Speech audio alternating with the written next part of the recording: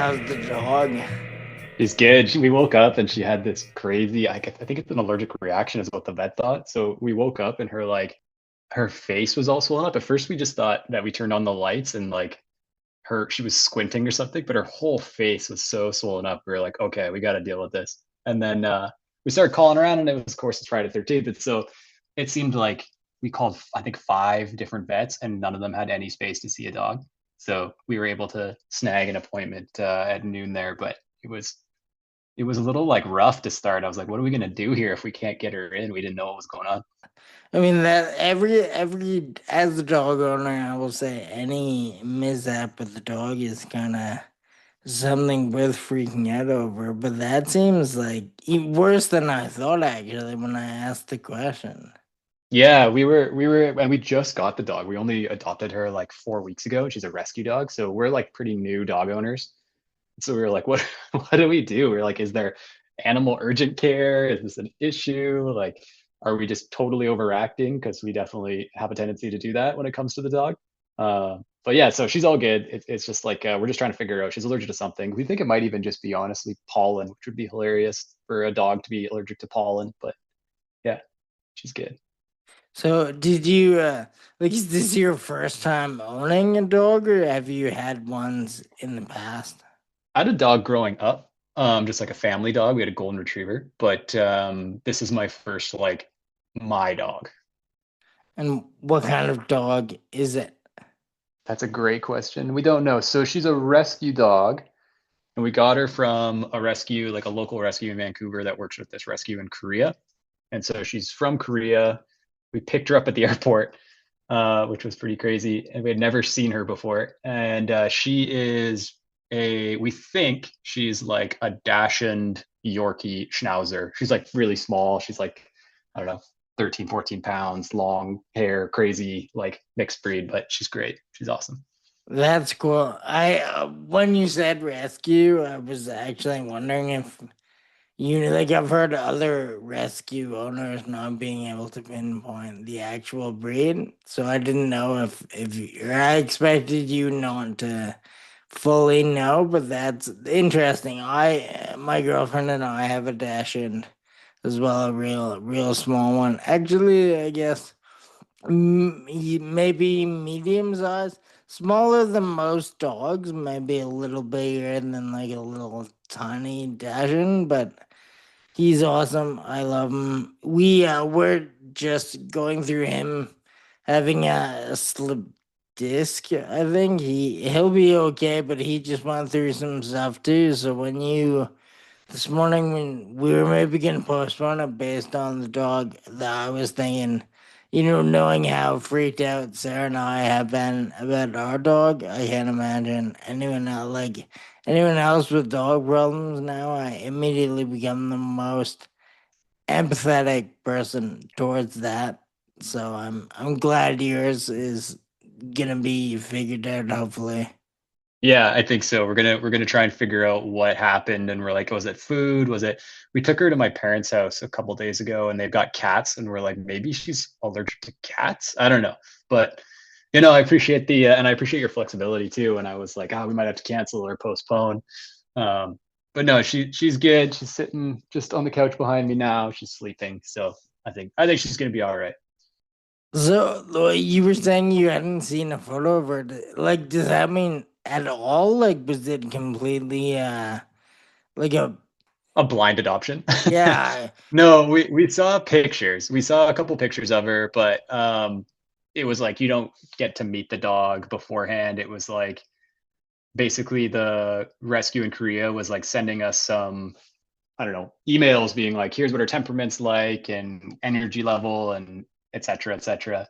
And they're like, and if you want her, like you just meet her, like we're gonna have a flight volunteer. So someone like flies with the dog, someone volunteers from Seoul to Vancouver, and then you just meet them at the airport and do all the paperwork and pick them up, and then you just got a dog. So it was pretty wild. But she's been so chill, and rescue dogs a lot of the time people can like really have not issues, but like they've got to be super patient and they are obviously like very nervous or anxious or whatever. But Millie, our dog, she just like showed up and was just completely chill.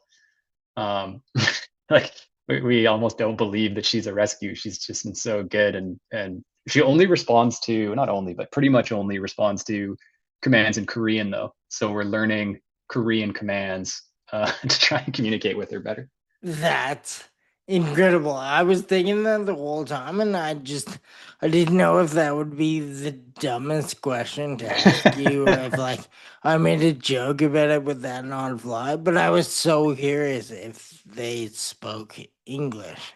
Yeah, I was too before we picked her up, and luckily, Mariah, my wife, her sister-in-law is from South Korea, and so she gave us a rundown on like, okay, what are some like dog commands in Korean when we first got her, and yeah, she definitely responds to those. We're trying to like kind of do a hybrid model where every time we use the Korean command, we also use the English command, so she can kind of respond to one or the other, but that's a long-term play. She's not super responsive to the English quite yet. That's cool though. She's gonna end up knowing more languages than I do. That's right. Yeah, she's a smart dog. Yeah, when we first started talking, and I mean, thank you for sending some stuff to look at beforehand, because I'm always trying to do a bit of research for guests, and some people, it's harder to find stuff about them. So thank you for easily presenting it to me. It's funny that you said that Love Machine was not your full time thing, it was more a passion thing. And it made me think of something I was just talking to a friend of mine about how things maybe have the perception of being full time. Like in what I mean is when I look at Love Machine, I would think this is very well executed. This must be someone's job to do this. Like someone living off this, and like it's a full-time thing for them. But then you telling me it wasn't just made me think that's got to be the first thing I talk to you about. Like, what did do other people ever, I guess it's not a mistake, but do people like jump to that conclusion and they think it's like your full-time thing? Or does it just seem to me that it's odd, or not odd, but I would have thought it was full time, but I guess it's not. So, yeah, am I alone in that?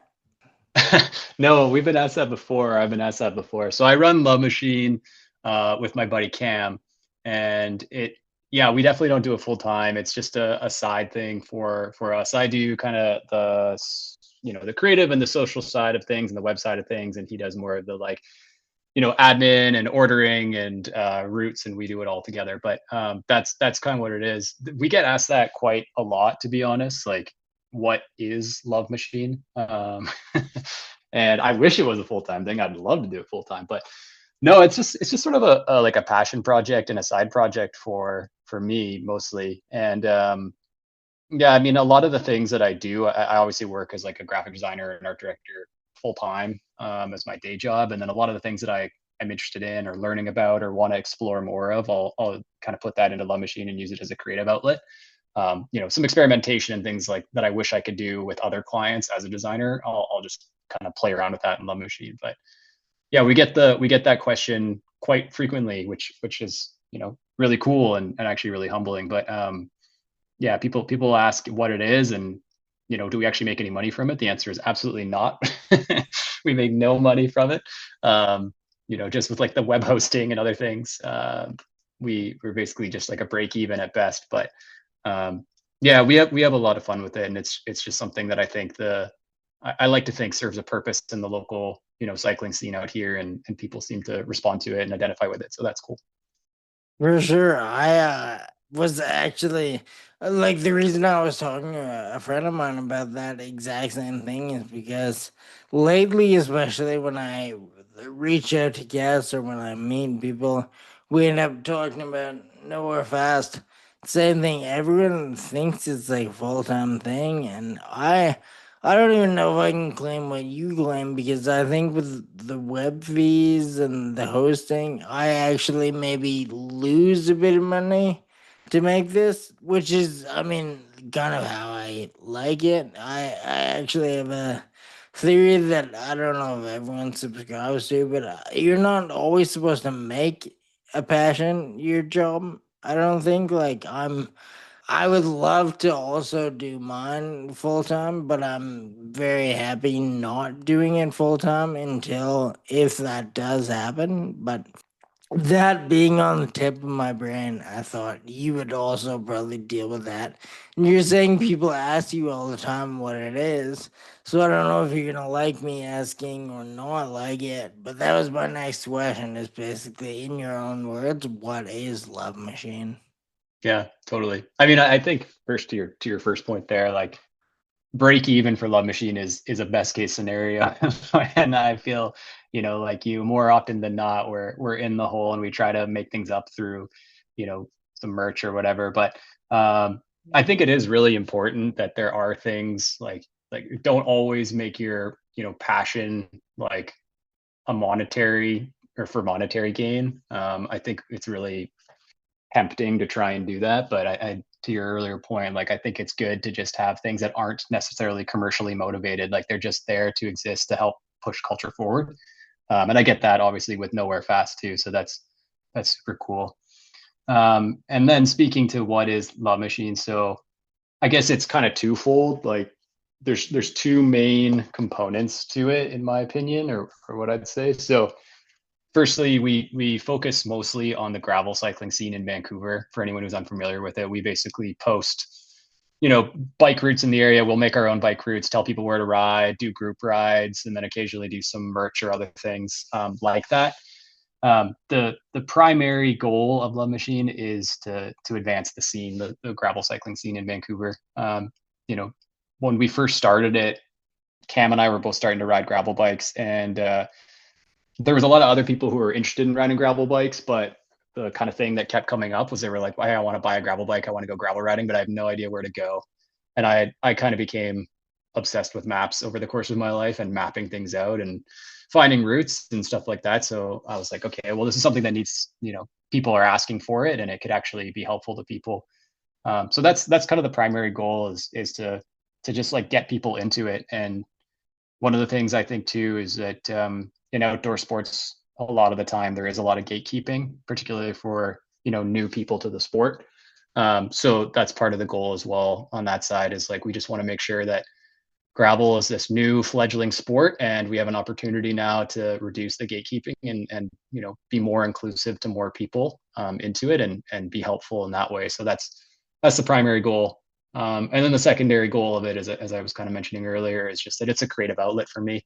Um, I've been working as a designer for a long time, and I've been fortunate to work on some really cool brands and clients. But a lot of the time, there's a lot of interesting ideas or creative thoughts you have that get shot down or cut or whatever in the creative process. So when I have thoughts like that, or I want to try something different or try something new, Love Machine is just that space that I can play, and I don't have any clients saying no. So it's always fun. Do you find uh if you had to guess, like do you kind of come up with more ideas when you're doing like client work for your real job that you bring over to Love Machine, or do you think you kind of think of more things while you're doing Love Machine that are better applied to client work? That's a great question.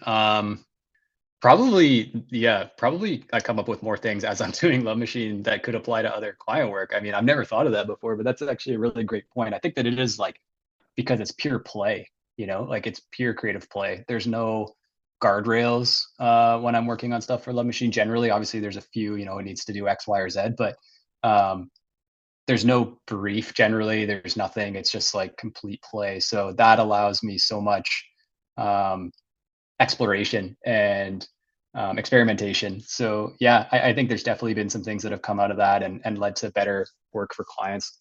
Um, so yeah, that's a great and super interesting train of thought that I've never really considered. Whenever I ask people that, they also like maybe hadn't really thought about it before, but then like thinking about the question, it's kind of like pretty good trade. Like they both seem to help the other one. Like and maybe they would both be not as advanced with the other one. So I like hearing it. Actually, it's nice when I hear people hadn't really thought about it because then it's just happening kind of without anyone noticing. But if you think about one of them not being there, where would the ideas come from? It's a bit more apparent to some people. I asked that too. Yeah, I mean that's it's interesting because when you work in like commercial design, things get so strategic and so sort of metric driven so quickly. And it's not just design, obviously. It's almost every creative pursuit. I feel like these days, to be honest, it's all become less about like the artistic output and more about sort of the what it's doing in terms of if it's generating money or revenue or whatever, or if it's actually achieving on whatever strategic brief. So I do think that that has a place, and that obviously pays bills, and that is always interesting to work within those parameters. But also, it is a little bit creatively stifling, and it is nice to work on things where I wouldn't consider myself by any means an artist, but where you get to be more expressive and not be trying to just like do something that comes out with hey, it needs to achieve this goal. There's no goals when I'm working on stuff with the machine. Pretty much, it's just completely open ended, and that's really fun for me. Yeah, no, I don't know if other people will get it, but that's pretty much exactly how I feel about this too. It's almost like freeing. Any idea I have for anything I do, it's not really making money yet, so there isn't that like pressure behind it all. So I feel like, it would be interesting to see it if it was actually earning money. But for now, it's fun to try things out without the like impending stress of it needing to work or not work for, like not a paycheck, but like for if it was someone else relying on it for like financial gain, if it was to grow a company, I would probably have to do things differently than just having fun and seeing how it goes. Yeah, totally. Yeah, I think too, one thing that's good about it, I'm sure Nowhere Fast has had similar experiences, but like it's been cool to connect with people who are interested in the work that I've been doing with Love Machine, and they want to talk about projects that are more in that sort of line of creativity or in sort of that world. So I recently redid the Love Machine website, and we added a section that was called Studio, and it was more about like, hey, if you this is the kind of work I do, and if you want to work with me, here's how you can contact us, right? And that's led to some pretty interesting conversations with people who are more approaching rather being like, hey, we want you as a designer to do this. They're more approaching with the opposite and being like, hey, here's our challenge, or here's our project, or here's our problem. How would you solve this, using your processes and using your sort of like aesthetic sensibilities and things like that. So that's been really cool. That I need to be more proactive about that because people every now and then they ask me the same sort of stuff like based on whatever I've done with this, like graphically or whatever, how could like they have this problem, how could I help solve it? But I haven't really ever like I would like to consult and stuff like that, but I've never really publicly said that. So, like this is actually the first time I've probably ever actually said that I would like to get into that type of thing. Maybe I should also update my website and let that be known. Yeah, definitely. I had a conversation with someone recently about exactly that actually, and they suggested something similar. I was talking about, hey, there's certain types of work within design that I want to do more of, and I was talking to them as a someone who's been in the industry for a really long time that I really respect, and they were like, hey, why don't you just change up your website to just say that that's what you do, and and I was like, that's never occurred to me. But he was saying like, yeah, if you start posting the type of work you want to be doing and you start just identifying yourself, within the industry as that expert, like people are going to start coming to you for that. It's just almost you have to declare your intention that that's what you want to do and that's what you are. And I haven't done it yet. I got to admit, on my personal website, I haven't switched over to exactly what we were talking about. But I think it's a really interesting concept where it's kind of like the field of dreams, like if you build it, they will come idea. Yeah.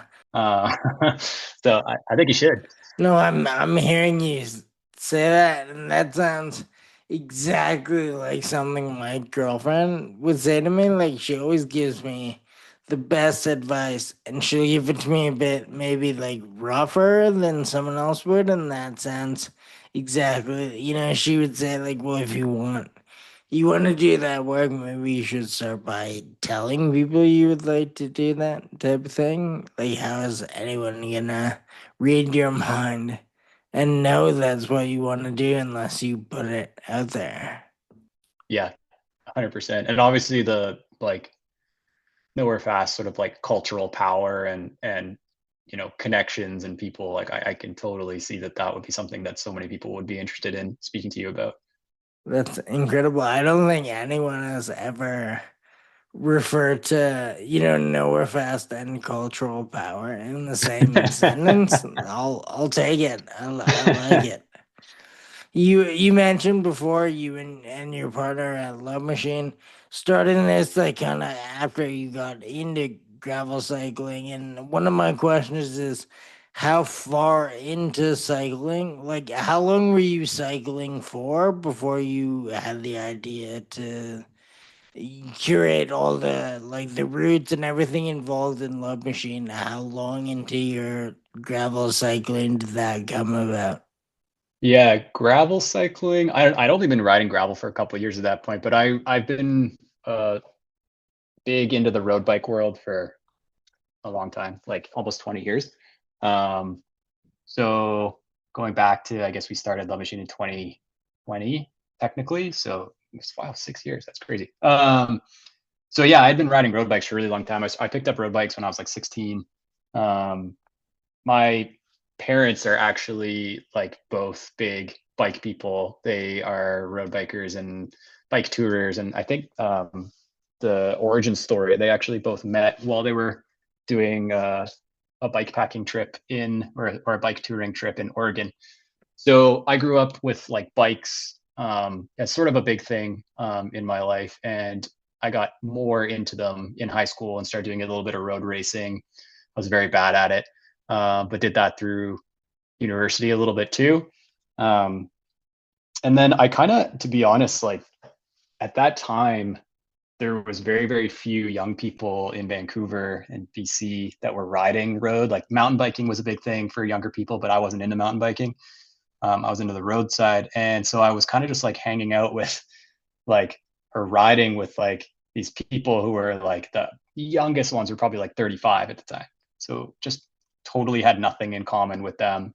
And then when I went out to Montreal for school, I met some people that were a little younger, but then I came back to Vancouver and I didn't have those connections anymore. So I actually had kind of given up riding, not entirely, but virtually given it up for a number of years. And then I just gotten sort of tired of road riding by myself all the time.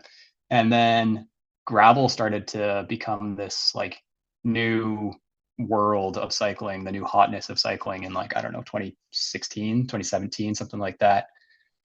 And that really brought me back into it.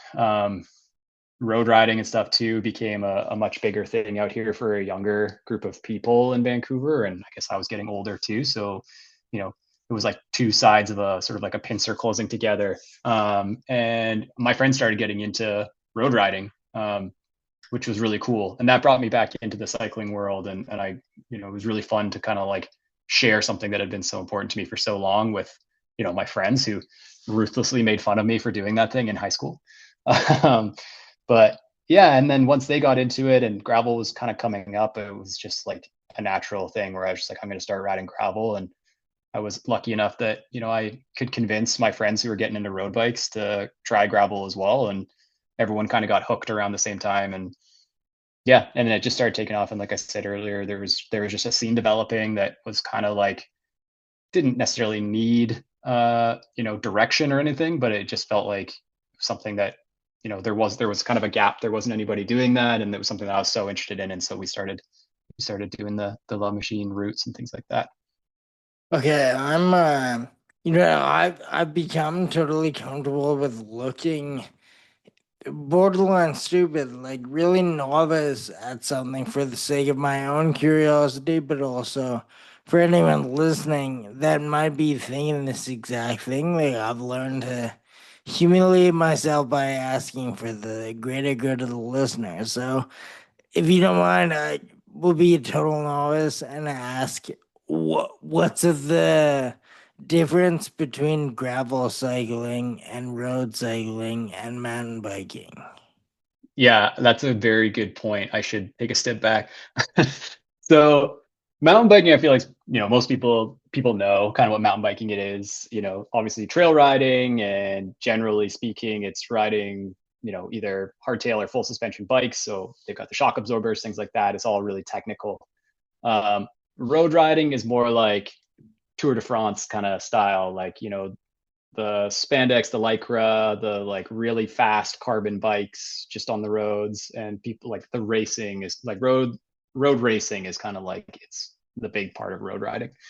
Um, and those were two like disciplines of cycling that for years, decades, just seem to exist almost completely independently of each other.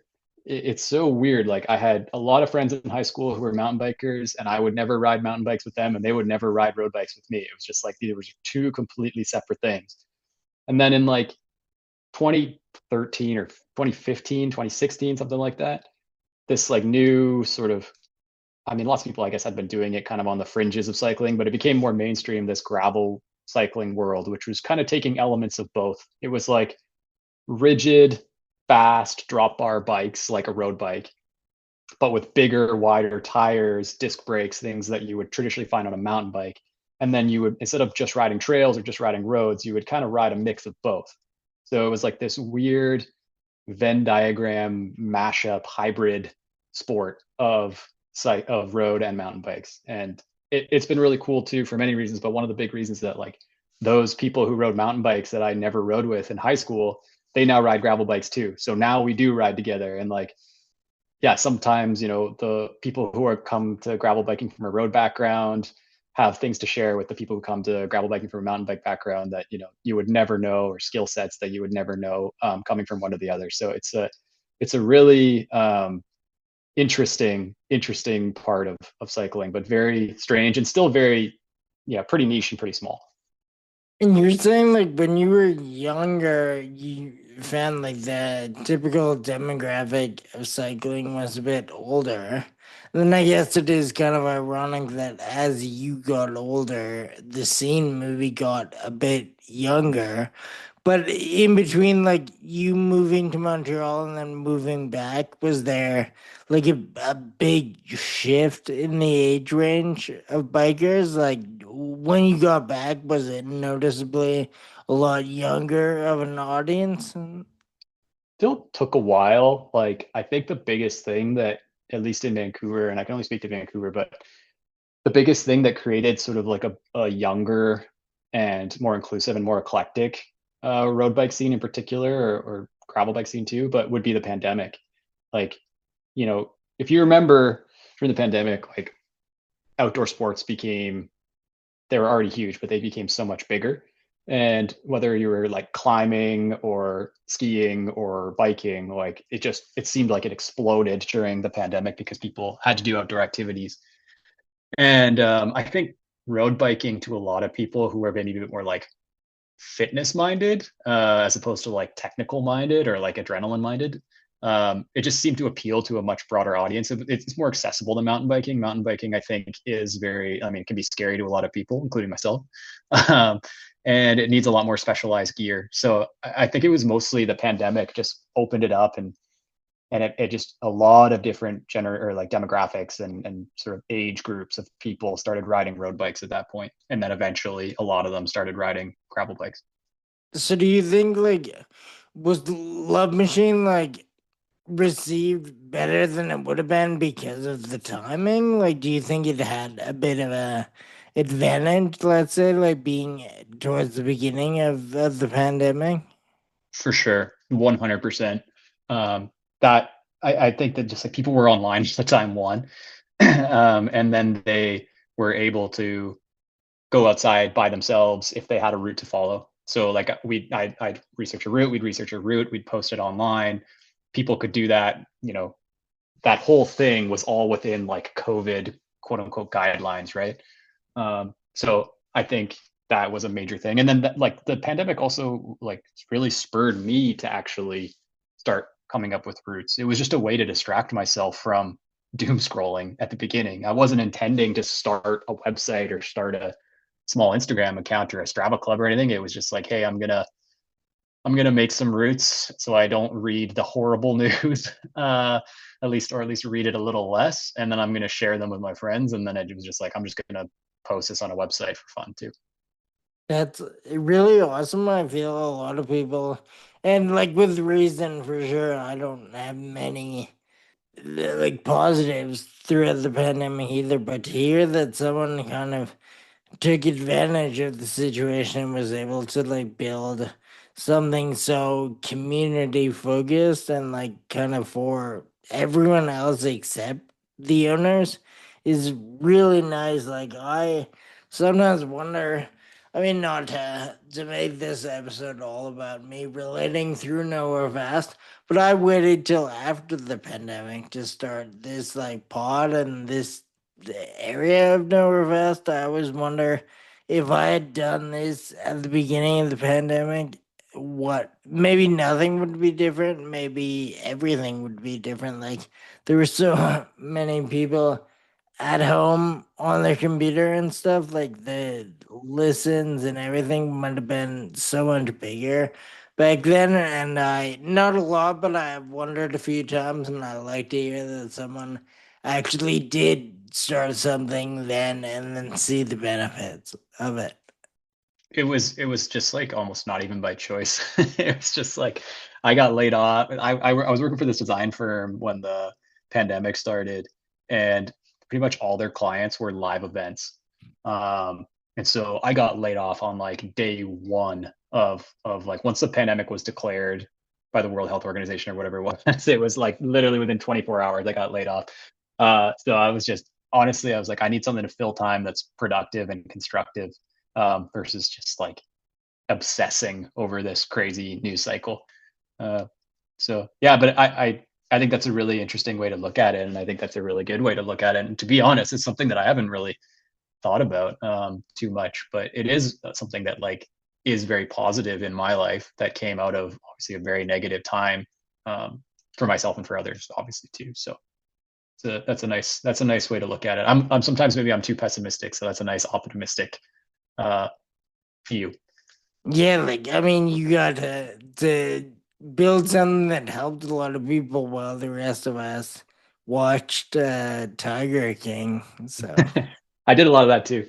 Did a lot of Tiger King watching for sure. yeah, I guess everyone, no matter if they had something to distract them, they had to watch Tiger King a bit. I think everyone I've talked to did a tiny bit of that type of thing, even if they don't like admitting it now. When you mentioned that you waited until after the pandemic, so were you working on Nowhere Fast during it then? Nowhere Fast has been around for way too long, but it's been a started out as like a black and white photo zine like publication. We did that for a bit.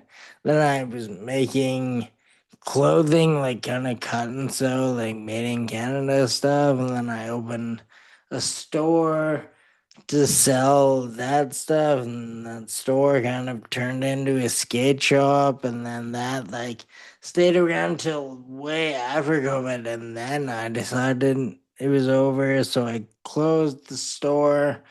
But I'm so stubborn, and I mean, there's too many nowhere fast stickers in existence. I didn't want to let it go to waste. So when I decided this is kind of what I wanted to do for a bit, like tell people's or let people tell their stories and do kind of I mean, I feel weird calling it journalism, but if it is a bit of journalism, that type of thing, I just stuck with the name through all of it. So it's been a ton of things, but it's always had the same name. And I feel if it was what it is now, maybe in 2020, who knows? Like nothing could have happened, but I also could have signed a $60 million Spotify deal. Definitely, definitely. I can see that for sure. Yeah, that's really interesting. Like that's it's such an evolution. And I read a little bit about the shop in Edmonton and stuff, and that seemed really cool. Is there something like, I guess I'm just curious, like is there sort of somewhere that you want to take it? Like is there a next step of the media empire of the $60 million Spotify deal? I I think about this probably more than I should, and people ask me about it often. So I say it's kind of this is my favorite iteration of it, and I don't know if I would say I wish it was this all along because I kind of get I don't bored might be the wrong word, but if I do the exact same thing for a long time, I kind of want to like try something new, even if it's just tweaking the original idea a bit. So maybe I am happy that it wasn't always what it is now, but I think it'll kind of be like this for a bit. I don't like a lot of times I have ideas about where I would like to take things and I maybe can predict like a direction, but it's going it's pretty good right now, and I kind of there's so many people to talk to, and every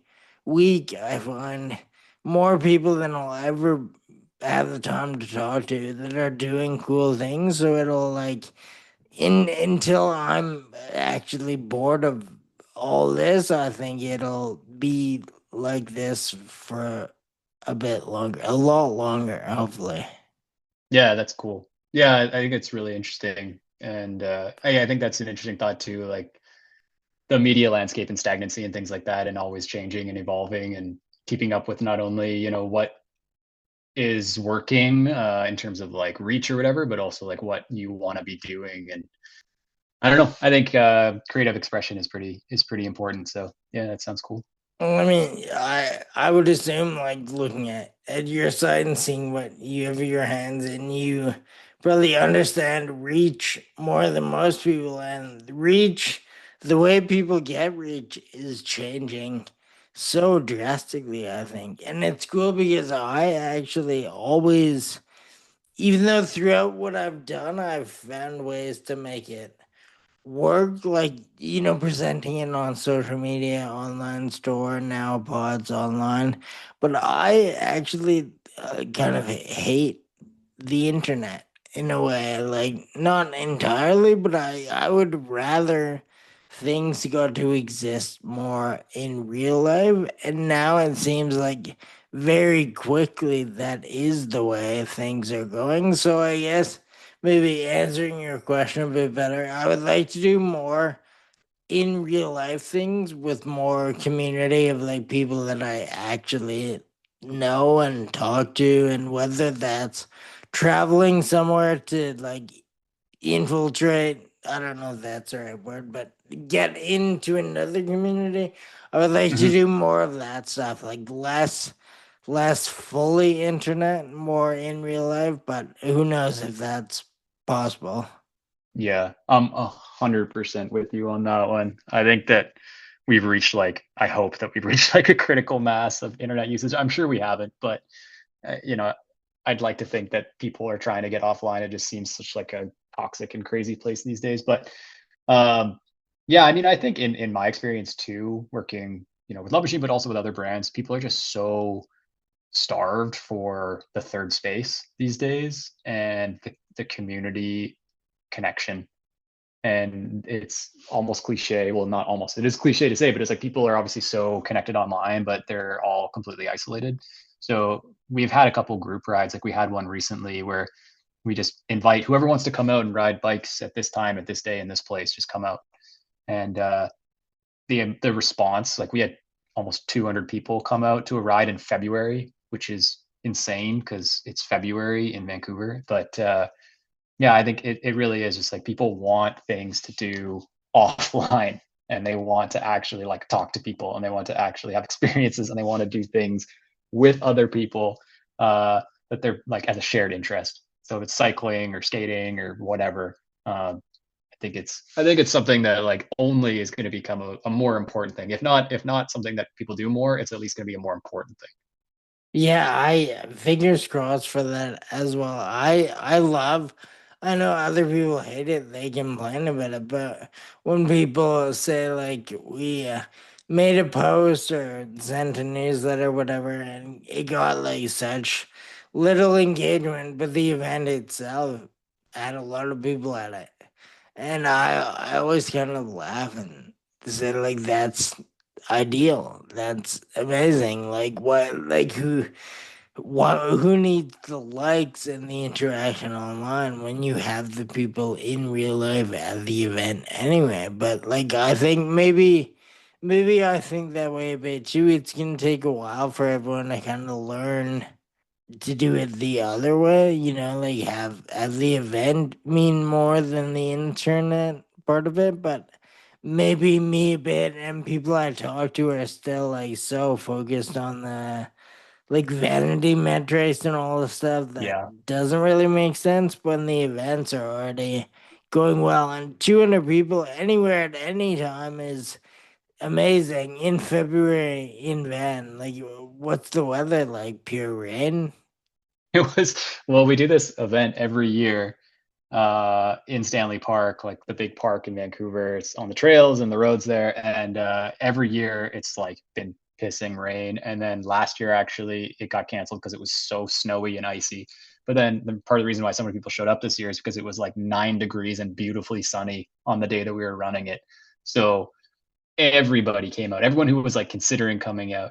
And exactly to your point, like we got like a decent response on social media. I mean, we're again a very small account, like a very small community, but we just did not expect that many people. Like it was just way more than even our social media suggested. We tried to be like, hey, everyone sign up for the event on Strava so we can at least like kind of have an idea of how many people were coming, but it was way more people than even signed up for the event. So that was really cool.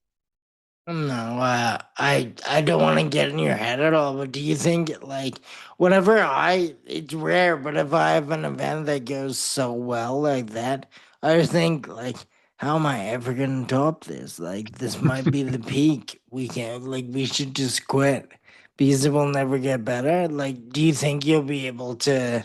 I guess weather permitting, right? You'll be able to top it, or was that the kind of the pinnacle?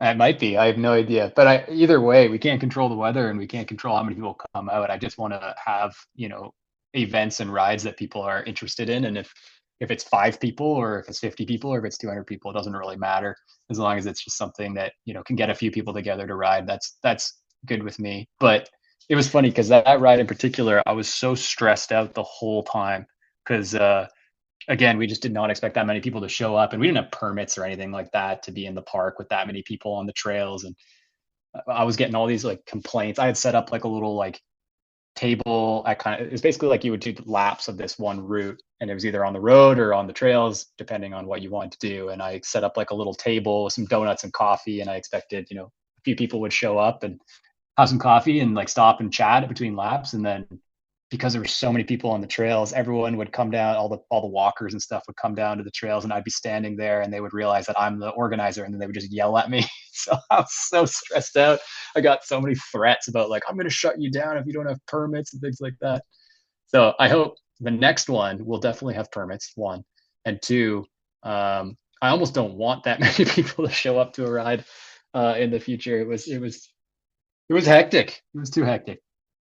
Yeah, that actually is something I used to kind of think more this way, and like I think everyone wants their event to be huge. Like, ideally, you want to have like a big event, a line, whatever. Like, maybe not for a cycling thing, but for anything I would do, that's kind of ideal. But then the older I get and the more I thought about it, like step back and think like it's better to have kind of a small controlled crowd. You can give them more of a one-on-one experience. You can make sure everyone's having a good time instead of like trying to, make sure way more people are having a good time, but you only get to devote like a few seconds to talking to each person instead of like an afternoon talking to a handful of people.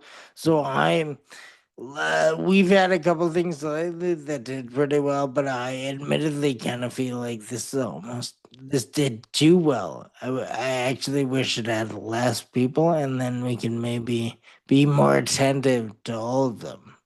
Yeah, and it's just so interesting to like meet the people that come out and talk to people about like okay, what they're actually interested in or what they want to see out of the local scene. And when there's that many people and you can't actually have conversations with anybody because you're kind of just bouncing around, it almost defeats that purpose. So I'm certainly not complaining by any means, but yeah, I hear what you're saying where it's like it's sometimes nice to have a little more connection time with a smaller group than a big one and a crazy one like that. Were there events similar to this, like when you were growing up biking? Like I'm wondering if you like we're talking, I'm trying to think of the most concise way to ask this, but the whole like social media and the way people present things now, but your dates would have had you like into biking way before all this social media came around. So do you Yeah. remember how did people present community bike stuff back then? Yeah, I mean that's such a good question. I don't think there really was, not to the same degree at least. Like the road and cycling world that I grew up in was very race oriented and like performance oriented. Um, and as I said, I kind of gave that world a try for a little bit because it felt like, hey, if you're into road bikes, you're supposed to be racing them. And I was terrible at it. So it wasn't really my thing, but there were cultural, like if you want to call them out, like more cultural based cycling scenes and organization sort of event things like that. But they seem to be in different cities. Like Vancouver didn't, at least that I was aware of, didn't have a ton. Maybe there was some stuff in like messenger culture, but it was mostly like San Francisco, Seattle, Portland seemed to be like, because this was like 2009, 2010, 2011 kind of era. Um, and so those were the big sort of like cultural cycling, at least road cities. But Vancouver was an odd scene. It was like I used to work in a bike shop and sell road bikes as well in the summers when I was in college, and they kind of thought was like road biking was like golf back then. It was like all these weird old like either retired or about to be retired guys were riding road bikes, and it was this like weird status sport to a certain degree. Um, and I'm very glad to see that that is changing. Are those people still involved though? Like the ones that are lucky enough to still be here? Like, is it there are younger people getting involved, but are the old people still being retained and being involved too? Or are they being, for I mean, just lack of a better word, like are they getting pushed out for the young people, or are they everyone like existing in harmony?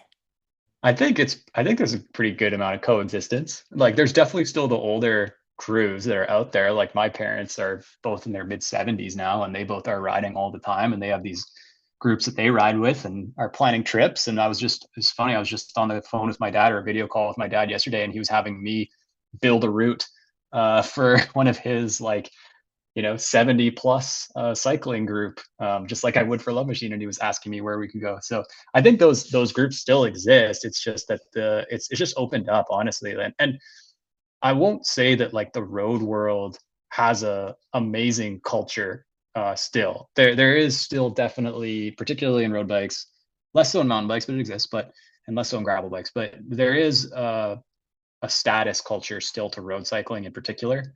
Um, there's a lot of money in it, that's for sure, for better or for worse. And yeah, but I'm just so happy to see at least that even though those groups still exist, they're not pushing other people out. Like the inclusivity of road and gravel has just like exponentially grown since the pandemic. So that's super positive.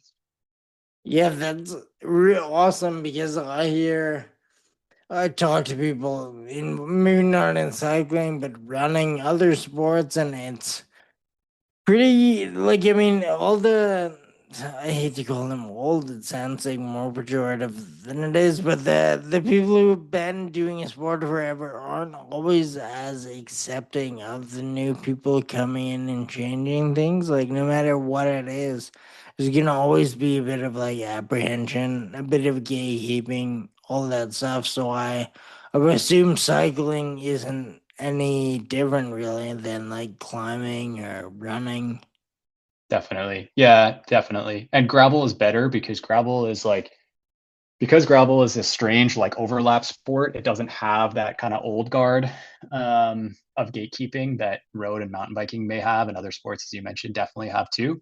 Um, and I think one thing that's also really cool about the gravel world is that it tends to be more of like an outsider sport.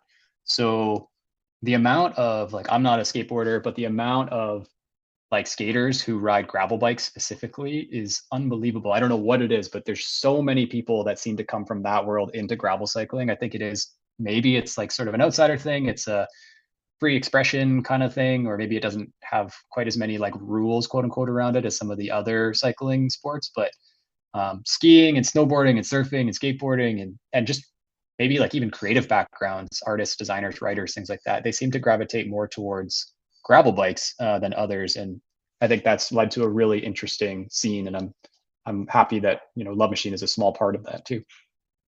And I mean, forgive me if you touched on this before, but I'm gonna ask again. Is gravel probably the easiest one to get into, like barrier wise? Like, would it be the least expensive one to get into?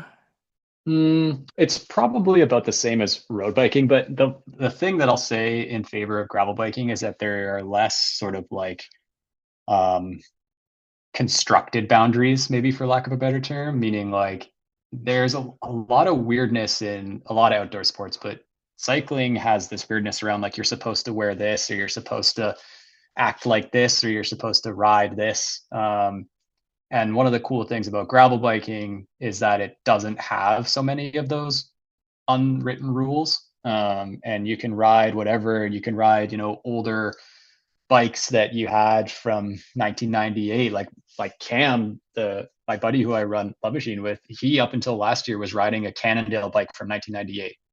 Like you can ride what you want to ride and you can wear what you want to wear and you can just kind of be who you are in gravel biking.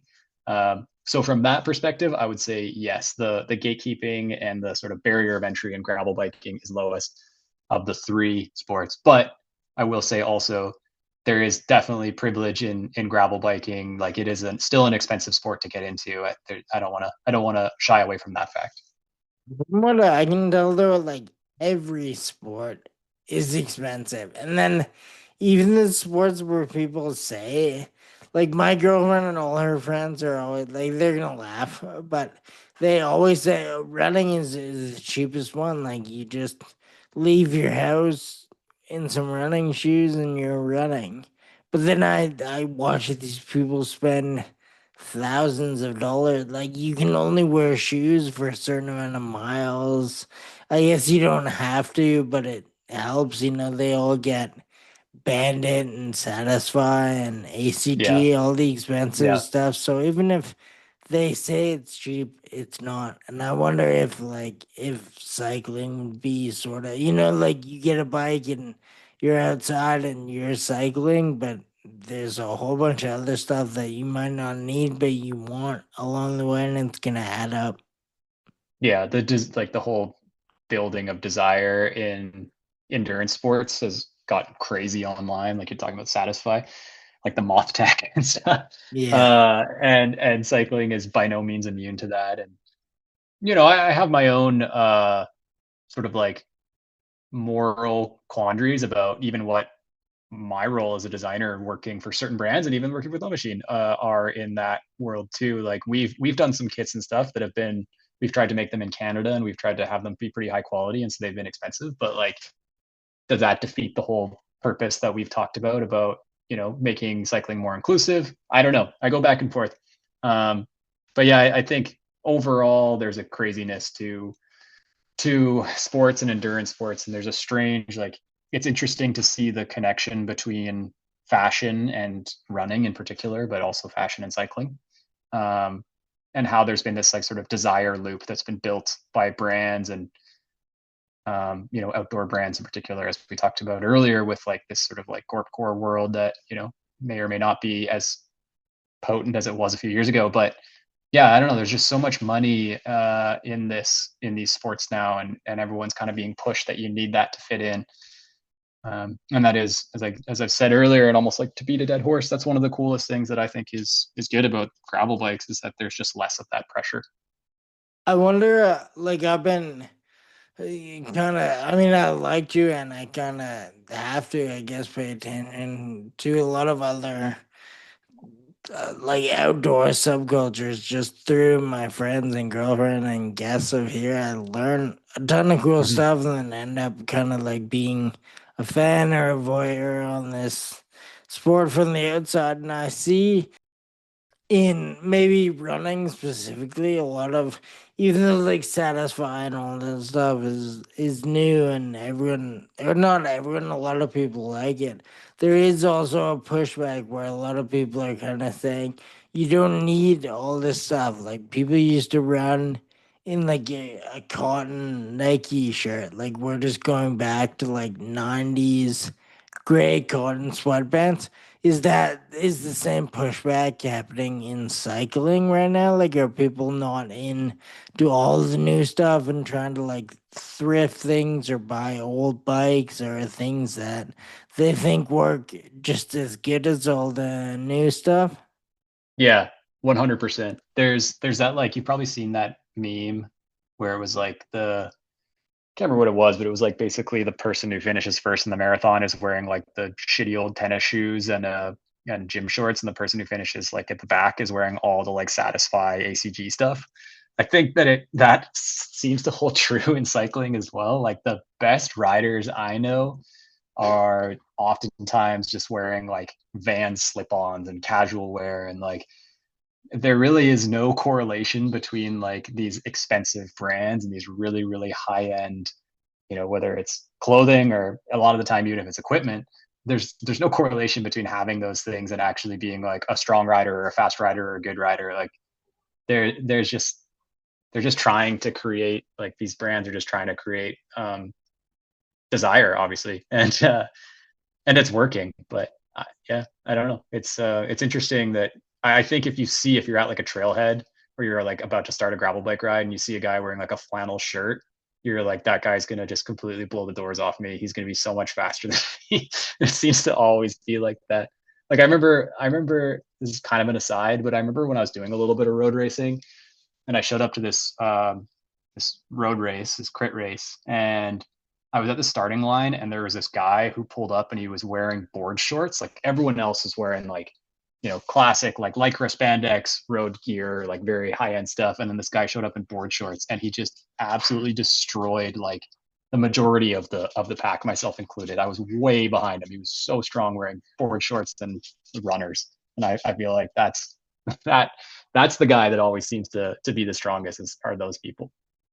Yeah, that's a pretty funny tell, but I feel like you'd go like both ways. Like you could dress that nonchalant because you're just fully confident in your skills cycling, or you could just be totally unaware of what you need and also wear board shorts and then not do very well.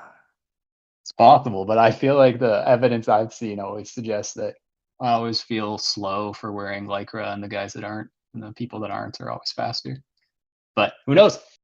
Do you I guess this is kind of a hard pivot. I want to ask you some stuff about just design and art direction, not specifically Love Machine.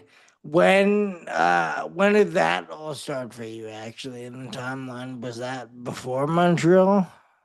Yeah, yeah. So I moved to Montreal to go to design school at Concordia University, which was great. I was there for 4.5 years. It was amazing. But um, I was actually really lucky. Like I knew really early on that I wanted to be a graphic designer in high school. Our high school had I took a lot of art classes, obviously, in high school. And when I was in grade 10, our high school had this class called media art. And it was sort of ostensibly a graphic design course, but it was also other, it was all sorts of other like sort of digital media. Like there was a little bit of video production in it. There was a little bit of like early HTML coding, stuff like that. Um, and as soon as I started doing that, I like knew pretty much exactly that's what I wanted to do.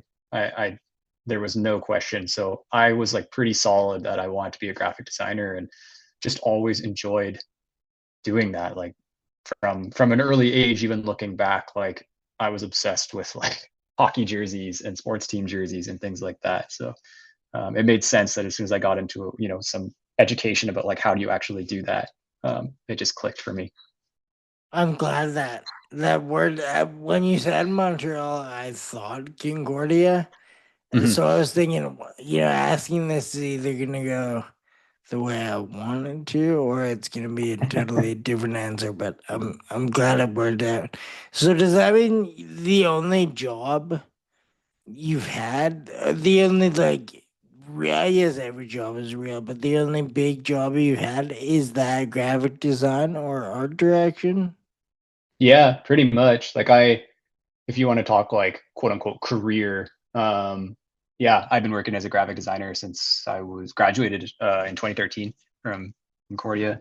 Um, Obviously had like jobs in university and high school, like working in bike shops, and even during the pandemic, I tried to when I got laid off from that job, my that I talked about earlier, that design job, I actually went back and worked at a ski shop, and I only lasted like 2 months because I was so soft from sitting behind a desk. I couldn't like schlep skis from a warehouse into a truck to a parking lot sale anymore. But yeah, I've been a graphic designer pretty much my whole adult life. Been lucky to be a graphic designer.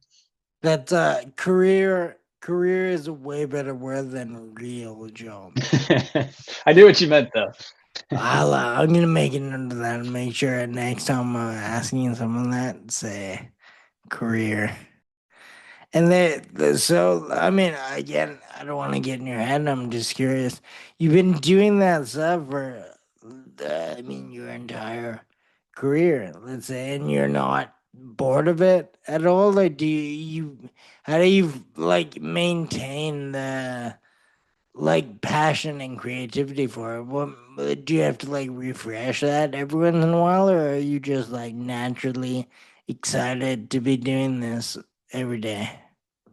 Yeah, I wish I was a little more naturally excited to be doing it every day, to be honest. I think there is a degree of like I definitely have been burnt out several times in my career, like significantly burnt out. My last job, I was just like so roasted at the end of it.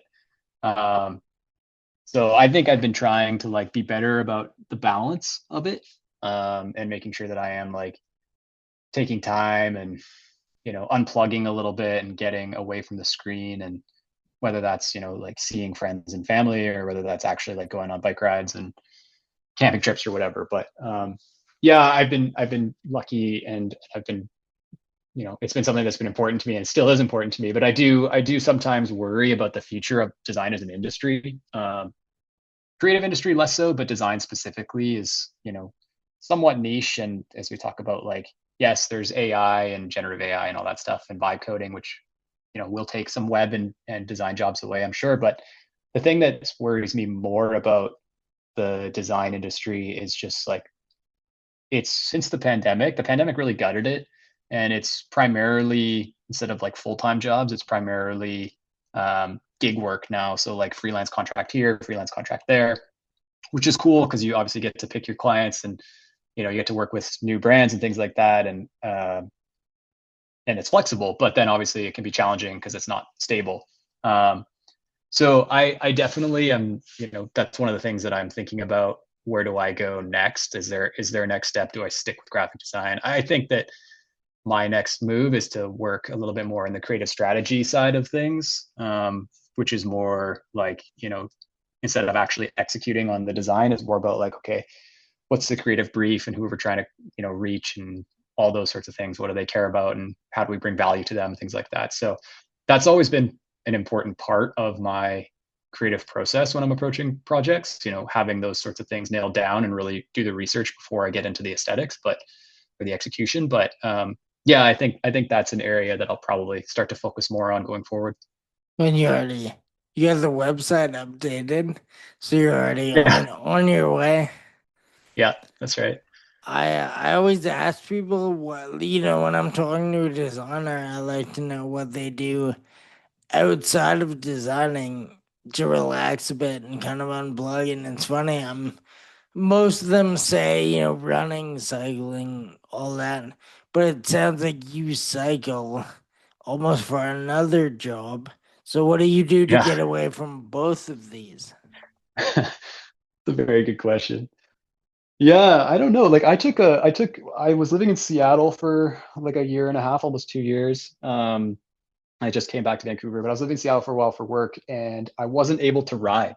Like I basically didn't do anything with a machine during that time, and I really wasn't riding much because I was just working too much, and two, the cycling scene out there and the cycling world and access is very different. Um, so I just wasn't riding, and I realized that like that's something that's so important to me. So I don't see it, to be honest, I don't see it as like a job. Like it's still my escape. Um, it's still something that I do to like get out of my own head. But I have been trying to like come up with more hobbies that are not outdoor dependent, where I can sort of get off the screen. So buying like some of the carving and interesting things around that, which I need to definitely do more of. But yeah, and also just reading, to be honest, just reading an actual book, not off a screen. Um, I'm just trying to unplug as much as possible. I'm trying to get my life offline again. It cut out just as you before you were talking about reading, you were talking about something else, but I missed all of it. So I don't know if my headphones are dying or something, but yes, I was talking about my wife's silversmithing, um, and she's been really into that, and that's been a very interesting like learning curve for her. It's like something that's, she's also a designer, so something that's totally offline and using your hands exclusively. And so I've tried that a couple times, you know, with like you basically the way you do it is you have to carve wax to create the thing that will then be cast in silver. So that's been really cool. And she's been doing that a lot and getting really into it. So I keep meaning, I've tried it once or twice, but I keep meaning to do more because I think that idea of just using your hands and not being on a screen and having no digital side of things is really interesting. Yeah, totally. And I mean, that to me sounds like something you would maybe never fully like, maybe not never be good at, but you would always be learning and improving. And I mean, that's another thing that maybe no one agrees with me, but I think doing something that you aren't good at immediately like keeps you doing it and keeps you learning, and that's a good exercise for me at least. Like I want to do things that maybe get a bit better at every time, but not like kind of conquer immediately, because then what's the fun of doing something if you've already kind of excelled at it? Yeah. Yeah, for sure. It's funny you say that. Like I've been trying to get back into drawing. I used to draw a lot and I've been trying to get back into it and I just feel like I suck at it now. And nothing ever comes out like how I want it to. And I think that's the like that's being sucked into the, again, just like seeing so much reference material online on a daily basis, whether it's like Arena or Pinterest or Instagram or whatever, right? Like there's you and you want it to look a certain way, and it's like it's really good to actually take a step back and be like, it's okay to suck at this. It's good to suck at this actually, um, and it's kind of satisfying in a way to be like bad at it and having to learn and not. I think also the other thing too is like why I say I'm trying want to do more things where I'm like offline, um, with the like creativity is that I'm so used to the ability to like control Z or command Z and like edit undo, and this sort of like commitment of, you know, if you're drawing something in pen or whatever, but like you have to go with whatever comes out, you can't just go back, you can't undo, and so then you chase perfection a little bit less. I think that's something that I should be doing more of and want to be focusing on. Yeah, that's very awesome. I've never had anyone on here put it exactly like that. I really like that. It's like everything digital is so perfect, so yeah, I think it's really important. Yeah, yeah, of course. I also I make mistakes all the time, then can go back and attempt to fix them at least digitally. I actually am gonna really take that to heart and try to think of things to do that can't be like digitally undone. That's cool. Yeah. What you mentioned reading, actually, can I ask what's the last book you read that you liked a lot? Oh, that's a good question. I just finished reading East of Eden by John Steinbeck, which is like a classic like high school kind of book, but I'd never read it. It was actually pretty incredible. Um, and then before that, I read a book. This was a few months ago now, but um, I read a book called "The Internet Is Not the Answer" that is like 10 years old now, I think. But that one really like stuck with me. It's sort of about it's about tech and capitalism and tech companies and things like that. But basically, how there's this sort of underlying thought for a lot of people that when we're talking about existential issues, whether it's climate change or AI or other things like that, we kind of just believe that we can kind of think our way out of it through technology. And that is this sort of like head in the sand thing. And that book just kind of, it's a Silicon Valley guy, and he kind of just like digs into why that's a fallacy, and why we shouldn't be thinking that way. And I found that really interesting, and that one was quite impactful. That sounds right up my alley for sure. Yeah. I'll look into that immediately. Before you actually asked me what I planned for the future and where I wanted to go with things, and I should have really flipped it and asked you the same thing, but I didn't. But now let me circle back to that. What's your plan for Love Machine going forward? Like, do you have anything you wanna prophesize or manifest? Yeah, I don't know. Like the first, like most immediate thing is just using it again as a as creative experimentation, and then also learning or sort of using it as a springboard to meet other people who, such as yourself, who are like interested in this world and having these types of conversations. And then, of course, if I can turn that into, if there's brands that want to work with me too, that would be super cool. Um, that's the more immediate one, and then I don't know, long term. I'm not sure. Again, just have a space for a community space for people and get people out on bikes. And yeah, I don't know. Maybe I talked to somebody recently about like maybe doing like an old guide, like a guidebook, a gravel bike guidebook, um, like an actual printed physical book. No, I don't think that exists anywhere yet. Gravel's too small and niche, but I don't know. I love the old like ski and hike guidebooks that are so ubiquitous with like kind of the Pacific Northwest and old sort of back to the land and shelter publications and whole earth and that sort of thing. Those DIY manuals, I really love um, that world. So combining those two things could potentially be something that's pretty fun and pretty cool. That's that really cool idea. I look like whenever I go to like a Goodwill or a Value Village, I look for those type of books. Like I don't really do too much with them, but I love like the idea of them existing and then someone like curated all this info and it's kind of like the it's like now you'd put it on a blog or in a carousel or whatever, but it was cool when it was in a book. People could put it in their backpack and take it for the day. I love the idea of that.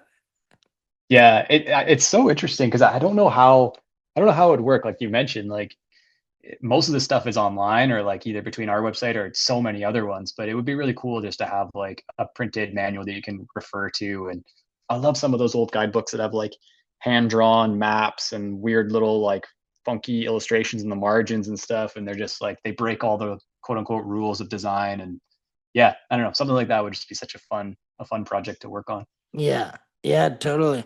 I mean, I also like that your answer is kind of like you don't know for sure. I think that's maybe not always the best way to approach something like that, but in a way, I think it is the best way because then, like we were saying a bit at the beginning, like being able to do a project not for like monetizing, but more just to see how it goes and like give it to the community.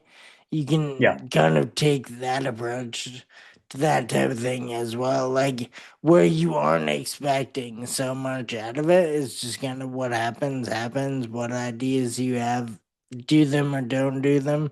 I think it's better to have a loose expectation than like a laser focused one. For me, like personally, I never reach my laser focused goals, but when it's a wider net, I'm closer to achieving it, and that personally feels a bit better.